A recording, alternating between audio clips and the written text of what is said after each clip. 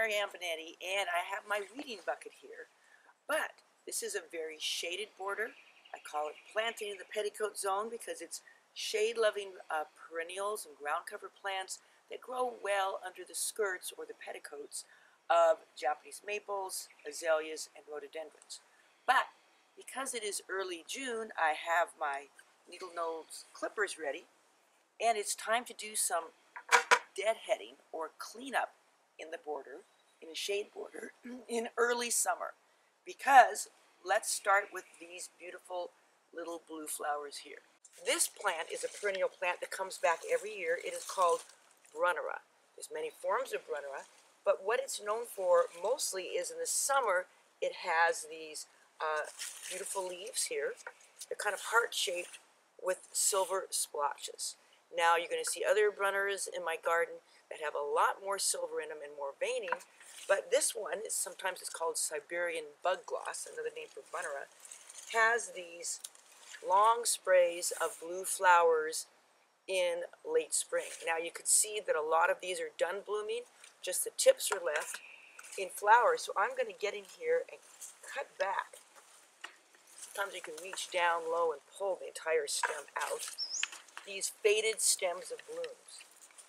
The reason being, I want to encourage the health and the beauty of the foliage in the summer. The flowering stage is about over.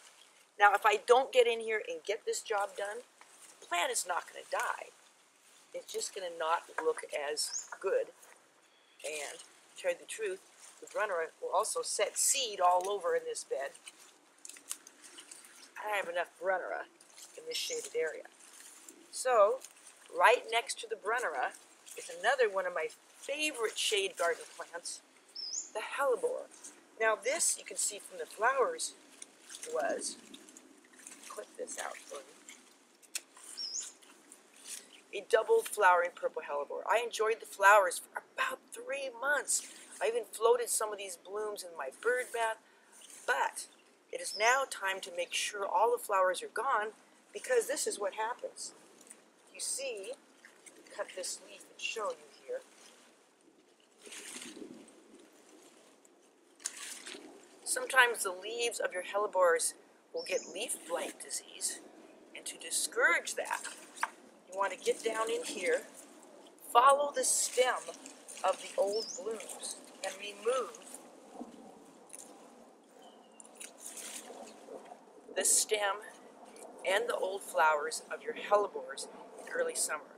The reason, as these flowers age, they are very susceptible to leaf blight, biodiasis blight, and that transfers onto the healthy new foliage of the hellebores. So as long as I'm down here enjoying the cleanup of my Brunneras, I am also going to get in here, follow the stem all the way to the ground, because the stem will hold a lot of blight and disease as well, and it's actually very satisfying to clean up a bed like this and then be able to stand back. It's kind of easy to identify because the stems are more red, and when you get down to the plant, you're going to see the leaves are more green. And if I come across a leaf like this that has a lot of blight, even if it's on the new growth, I'm going to go ahead and just snip it off so that that blight or that leaf damage is not going to spread to other plants. There we go. Some people use these almost dried and faded hellebore blooms in arrangements, and they last quite long. So what I might do, since they are dried, I'll use them in the watering can that's attached to the gate, the deer gate, across my driveway, because they don't need much water and they'll still look good for quite a while. This has been Marianne Binneti with easy answers for great gardens.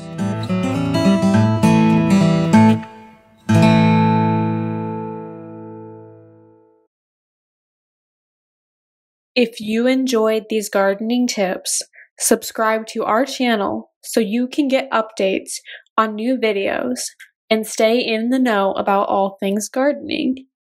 Click the red subscribe button below. See the description below for more information about how to connect with us on PlantersPlace.com, Facebook, and Instagram.